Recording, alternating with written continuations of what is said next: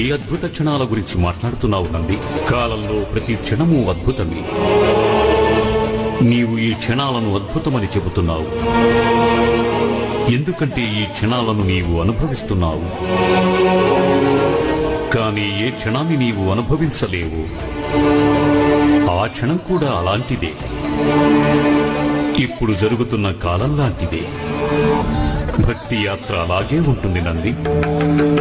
ఏ క్షణంలో భక్తుడు భగవంతుడితో తన బంధాన్ని అనుభవిస్తాడు, తనకి పరమసుఖం అనుభూతి అవుతుంది. ఎప్పుడైతే ఈ అనుభవం తన మనసులో ఉండదో, సంబంధం అప్పుడు కూడా అలాగే ఉంటుంది.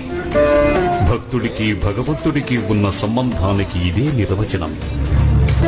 ఎప్పుడైతే భక్తుడు భగవానుడి ధ్యానం చేస్తాడు,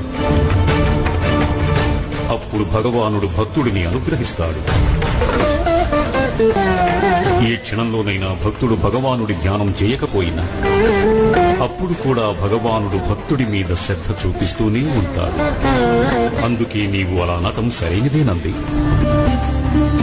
నేను పని మీదే ఉన్నాను. ఇంకా నేను చింతన కాలం నుంచి చిత్కాలం వరకు పని మీదే ఉంటాను.